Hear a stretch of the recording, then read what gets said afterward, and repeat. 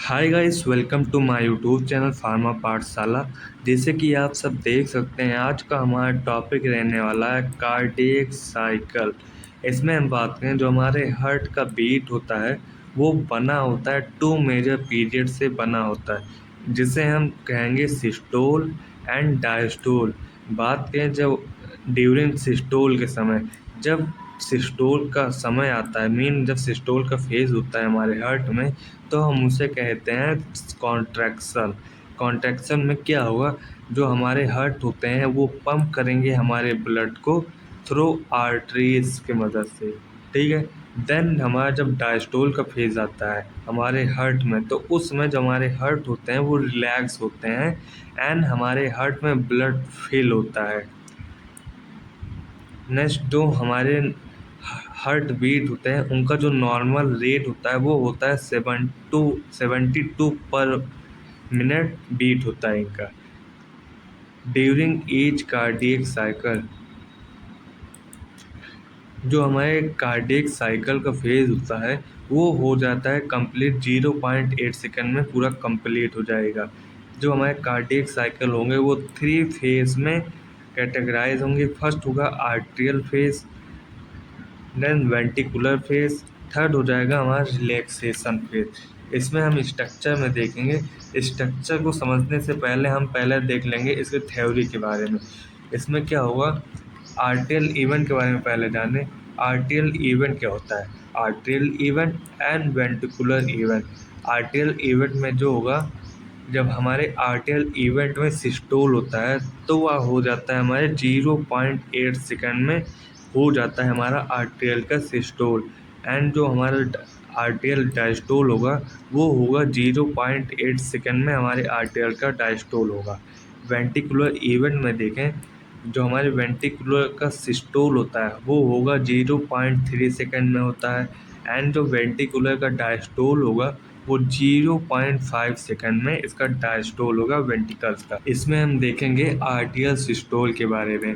इसमें क्या हुआ, during the आर्टियल systole phase, mean जब हमारे कार्डियक साइकिल में आर्टियल सिस्टोल का फेज होगा तो उस समय जो हमारे आर्टरिया होंगे वो कॉन्ट्रैक्ट करेंगे एंड पुश करेंगे हमारे ब्लड को वेंटिकल्स में।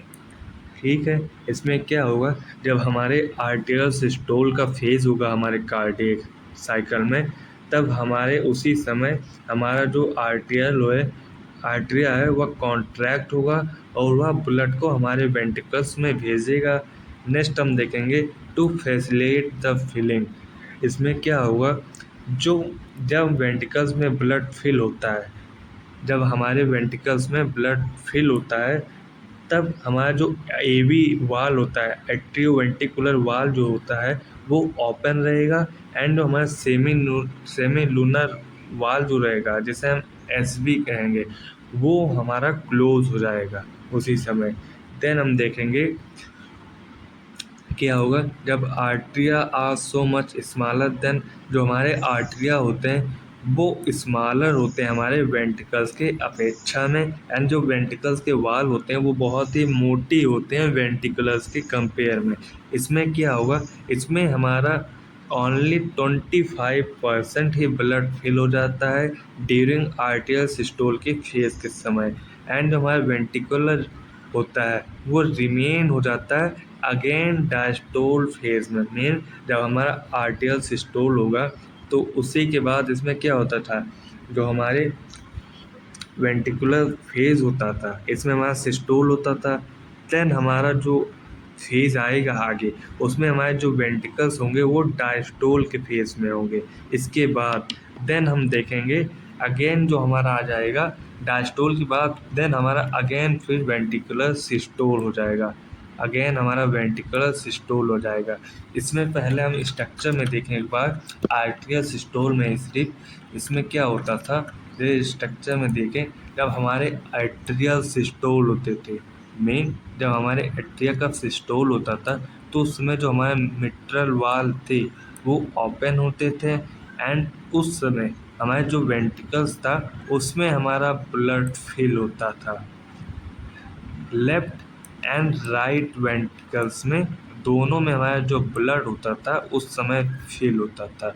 नेक्स्ट जब फेज आएगा तो उस समय जो हमारा वेंट्रिकल्स रहेगा, मेन जब हमारा आइट्रियल सिस्टोल के बाद हमारा जो वेंट्रिकुलर सिस्टोल का फेज आएगा, उसमें हमारा जो मिट्रल वाल रहेंगे वो क्लोज रहेंगे, एंड जो हमारा ऑर्टिक वाल रहेगा वो ओपन रहेगा।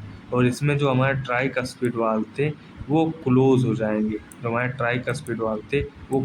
जाएंगे, एंड पल्मोनरी वाल ओपन हो जाएगा। इसमें देखें पहले हम क्या हो, इसमें हम सेकंड देखेंगे वेंटिकुलर सिस्टोल को हम कॉन्ट्रैक्ट कहेंगे, ये ध्यान दीजिएगा। इसमें क्या होगा, जब हमारे वेंट्रिकुलर सिस्टोल का फेज होता था, ठीक, जब हमारे वेंट्रिकल का सिस्टोल का फेज होता था तो हमारे जो वेंट्रिकल्स होते थे वो कॉन्ट्रैक्ट होते थे और वो पुश करेंगे हमारे ब्लड को इनटू ऑर्टा में एंड पल्मोनरी ट्रंक में पुश करेंगे। ऑर्टा जो था वो ऑर्टा से हमारे पूरी बॉडी में ब्लड को सर्कुलेट करता था, एंड जो पल्मोनरी ट्रंक था वो हमारे लंग्स में ट्रांसमिट करता था हमारे ब्लड को। ये होगा, ठीक। नेक्स्ट हम देखेंगे जो हमारे प्रेशर था वेंट्रिकुलर का फोर्स का, उसमें क्या होता था, जो हमारे सेमिनल वाल ओपन हो जाते थे। मेन जो हमारे वेंट्रिकल के ब्लड का जो फोर्स होता था उसकी वजह से हमारे जो सेमिलुनर वाल जो थे वो ओपन हो जाते थे, एंड जो हमारा एट्रियोवेंट्रिकुलर वाल था वो क्लोज हो जाता था। ये जो अरेंजमेंट है वाल्स का वह अलाउ करता था ब्लड फ्लो के लिए फ्रॉम वेंट्रिकल्स इनटू आर्टरीज में अरेंजमेंट रहते थे हमारे वाल्स। नेक्स्ट जो हमारा कार्डियक मसल है, हमारे आर्टरिया का, वो रीपोलराइज करता था एंड इंटर करता था state of diastole during this phase. Mean जब हमारे आर्ट्रियल में सिस्टोल का फेज होता था, देन उसके बाद हमारे आर्ट्रियल डायस्टोल का फेज होगा। इसी प्रकार हमारे जब वेंट्रिकुलर सिस्टोल का फेज होगा, देन इसके बाद हमारे वेंट्रिकल सिस्टोल के बाद हमारे वेंट्रिकुलर डायस्टोल का फेज होगा। देन हमारा आ जाता है इसी में रिलैक्सेशन फेज की बात करें। ड्यूरिंग रिलैक्सेशन फेज, जब रिलैक्सेशन का फेज आता था, जो हमारे 4 चैम्बर ऑफ हार्ट होते थे, 4 चैम्बर कौन, right atria, left atria, right ventricle and left ventricles जो थे हार्ट के वो डायस्टोल होते थे, एंड जो हमारा ब्लड होता था वो पुअर होता था इनटू हार्ट में फ्रॉम वेन से, ठीक। इसमें जो होता था, जो हमारे वेंट्रिकल्स होते थे वो फिल हो जाते थे, अबाउट 75% फील हो जाते थे हमारे वेंट्रिकल्स में, ठीक है। जो इसका कैपेसिटी था ड्यूरिंग दिस फेज में वो कम्प्लीटली फिल हो जाता था ओनली आफ्टर आर्ट्रिया इंटरसिस्टोल के साथ। नेक्स्ट जो हमारे वेंट्रिकल्स के कार्डियक मसल थे वो हमारे रीपोलराइज होते थे ड्यूरिंग दिस फेज में, और अब प्रिपेयर करते थे नेक्स्ट राउंड के लिए, जो कि था डिपोलराइजेशन एंड कॉन्ट्रैक्शन था। इस फेज में क्या होगा, दिस फेज, इसमें जो हमारे एवी वाल्स थे वो ओपन होते थे और अलाउ करते थे हमारे ब्लड के फ्लो के लिए, फ्रीली फ्लो इनटू वेंट्रिकल्स में। यही होता था हमारे इस फेज में। और इसमें हमारा जो सेमी लूनर वाल था वो क्लोज होता था और प्रिवेंट करता था हमारे रिगर्जिटेशन ऑफ ब्लड को from greater arteries into ventricles में। आज का लेक्चर हमारा यहीं पर समाप्त होता है। नेक्स्ट लेक्चर में हम बात करेंगे ईसीजी के बारे में, जो हमारा रहेगा electrocardiograph. Thanks for watching, please like and subscribe to my YouTube channel. अगर आपको अच्छी लगी ये वीडियो तो प्लीज़ लाइक करिए एंड सब्सक्राइब कीजिए, and please support to pharma Pathshala. Thanks for watching.